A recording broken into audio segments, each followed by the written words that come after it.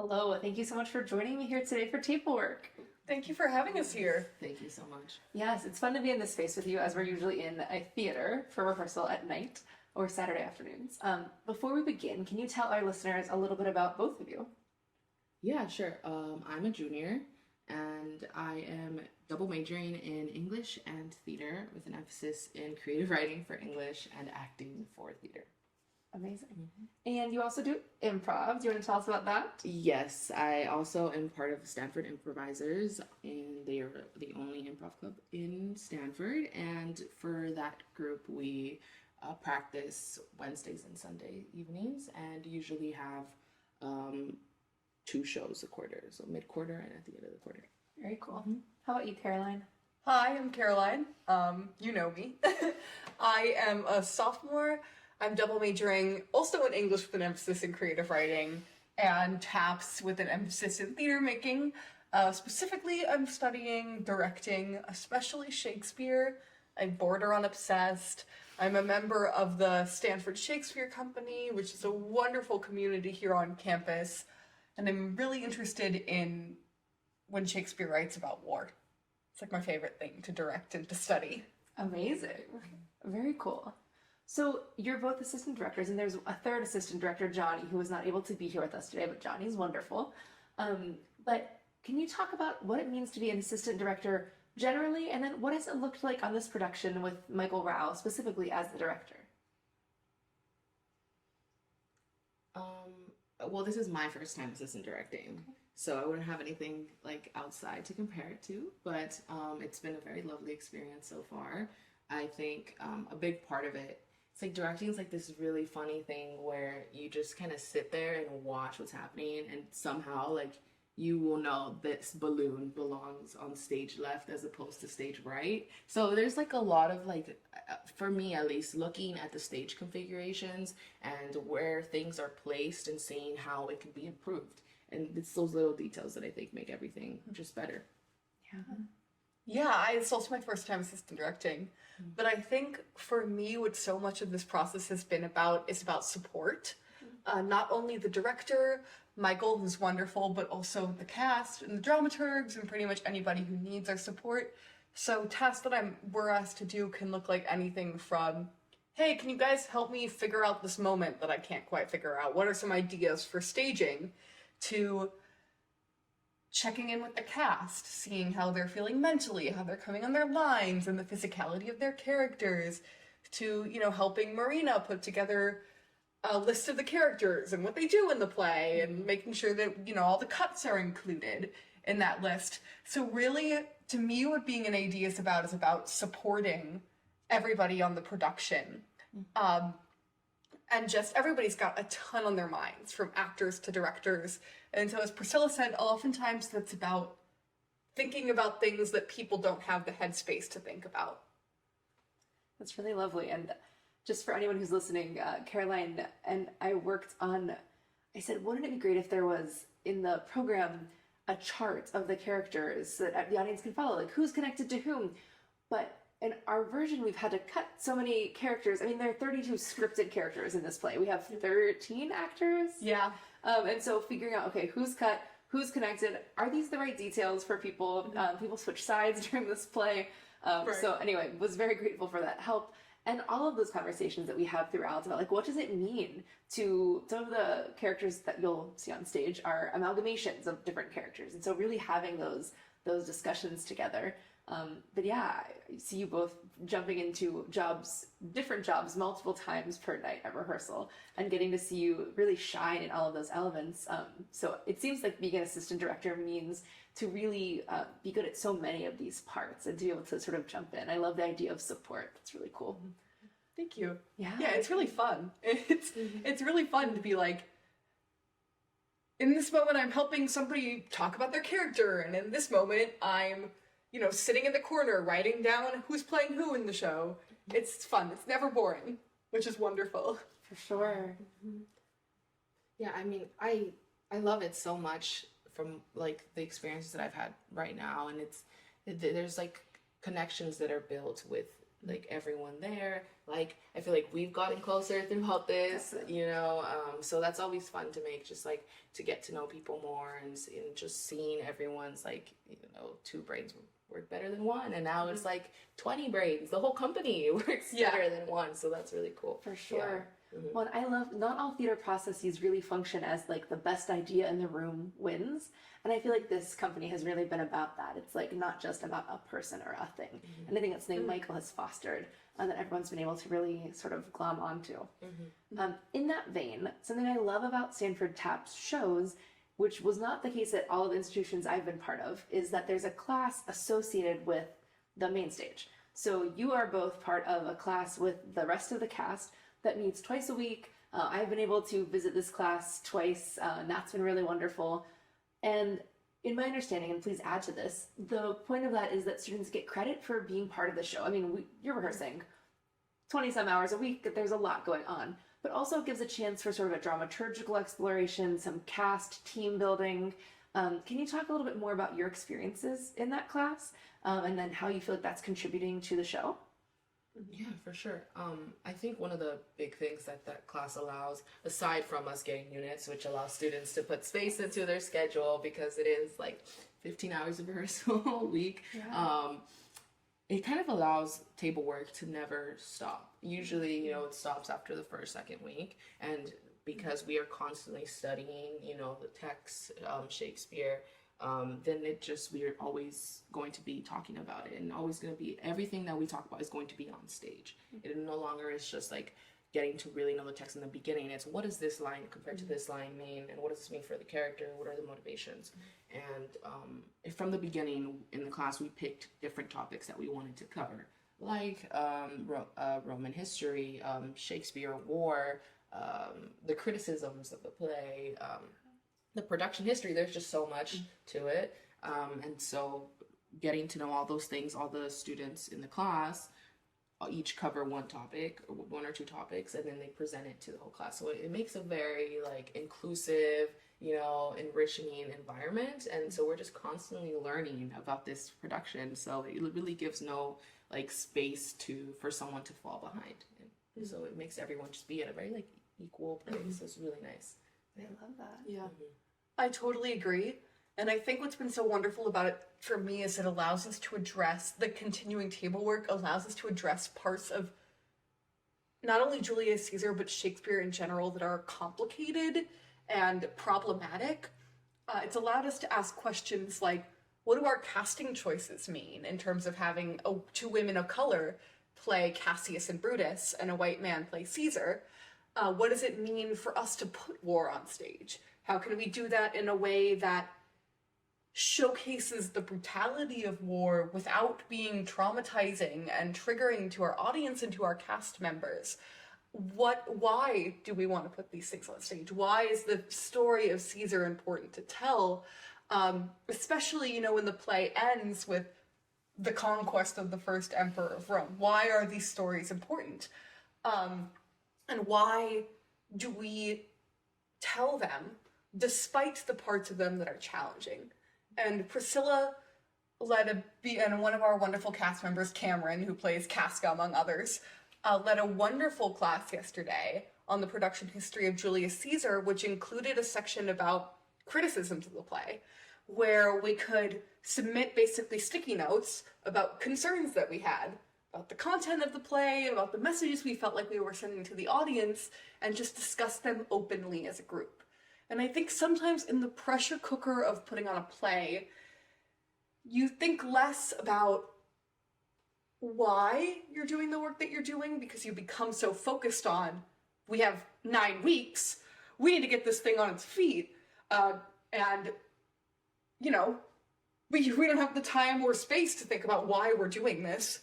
And I think that this class allows us the space to really consider those important questions, which I think are oftentimes sort of neglected in theater environments just because of the pressure of creating theater. Definitely. And some of the things you highlighted are some of my favorite questions that we've been exploring, but it's been a continual exploration because different things emerge the longer you work on the play. So I love that the class seems to be really helping the process. And so it's not just about the product, not just about the end goal, which sometimes theater ends up being about because of the time and the other constraints that are put on it. So that's really excellent. Are there other moments from the class that you want to highlight that might be interesting for a listener? I think a really fun moment.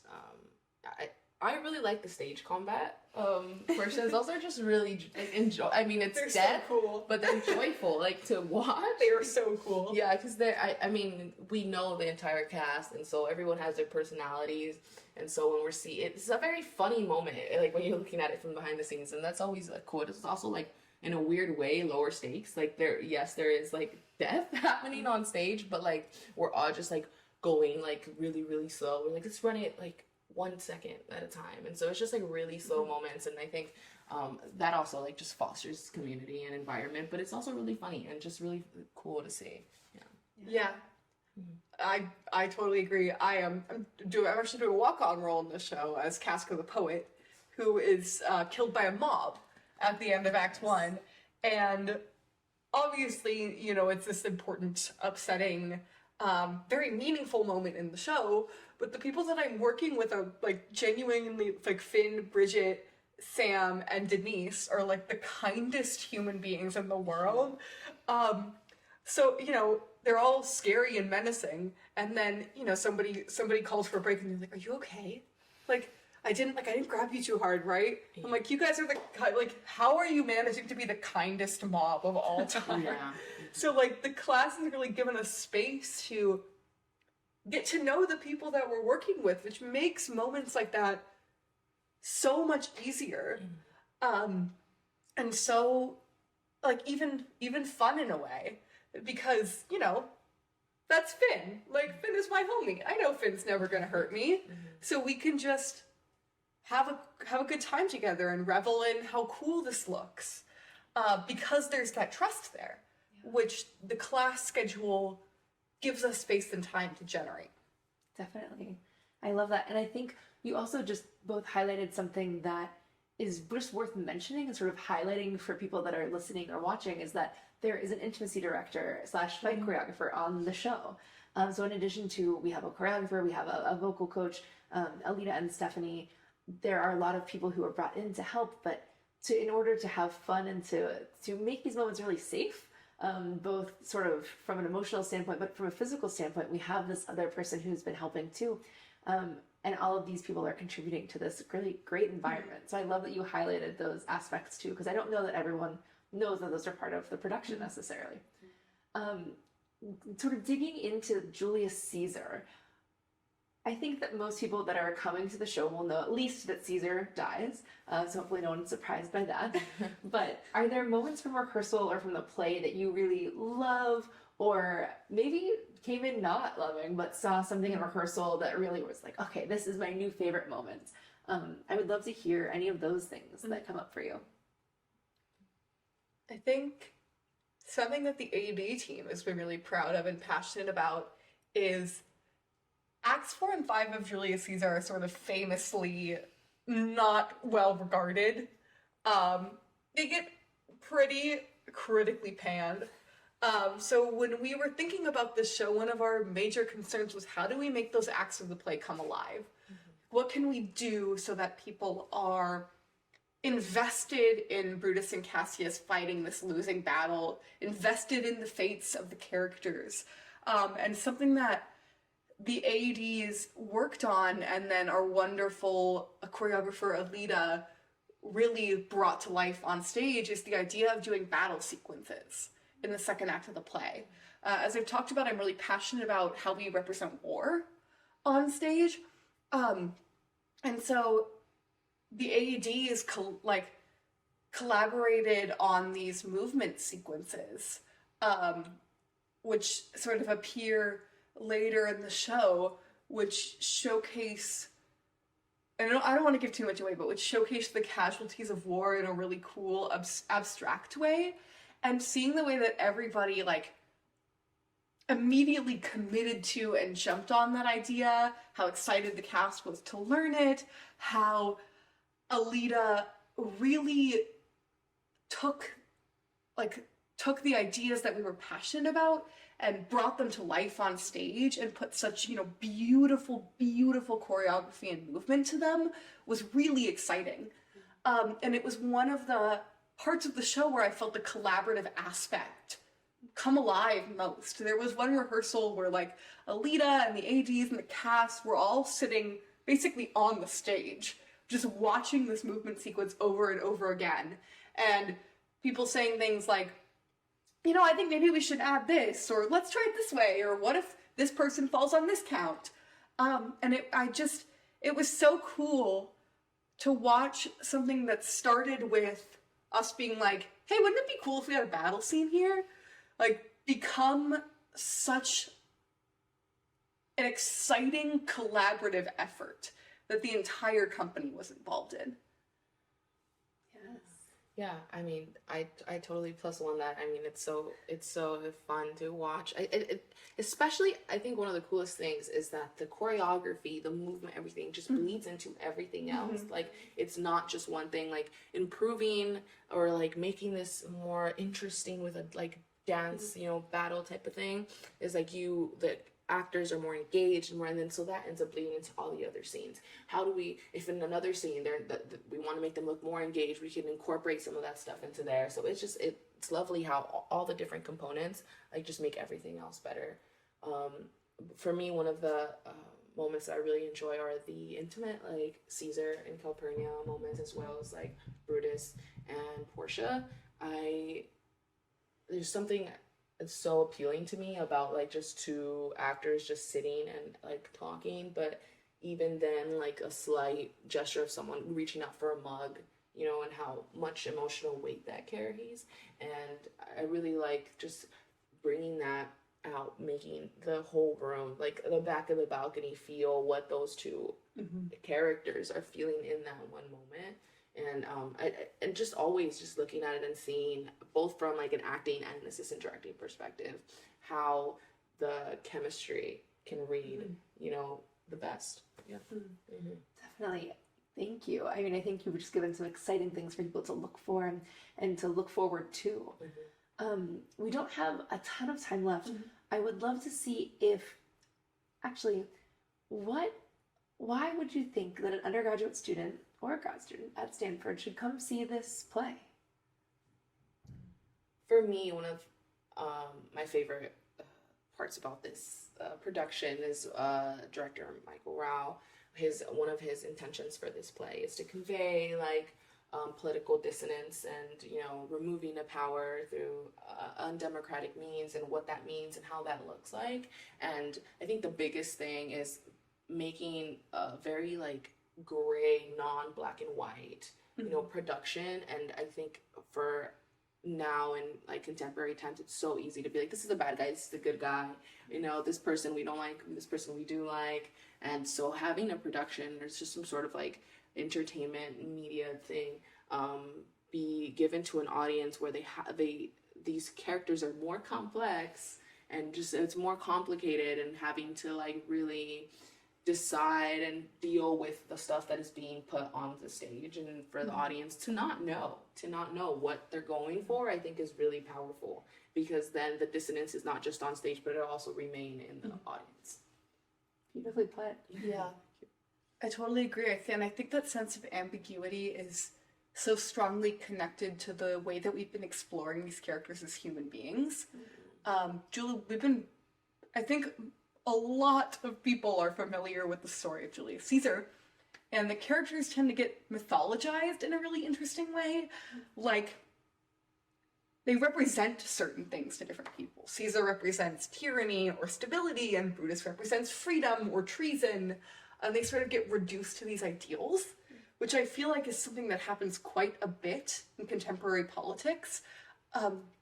So to me, what I love most about Michael's vision for this show that I've been seeing our actors bring to life is the idea of breaking down the cultural mythology surrounding these characters and showing them as human beings who are trying their best to do what they believe to be right, and then the consequences that result when they get it wrong. And I think that is such an important thing to practice when we think about contemporary politics today and how we can sort of break down and critique the political figures in our own world as human beings and not, you know, ideals or concepts or representations of something. So I think that's what's been most exciting for me about this process, is finding the humanity in Brutus and Caesar and Cassius and Antony, and how that doesn't absolve them of what they do on both sides, but helps us understand them. Excellent. Thank you both so much. It's always great to be in conversation with you. And yeah, I appreciate this. Yeah, thank you so much Thank for you so inviting much. us. This was This fun. was so much fun. This is really fun. We love you, Marina. Yeah. So we're always willing to hang out with you. Yeah. Thank you both.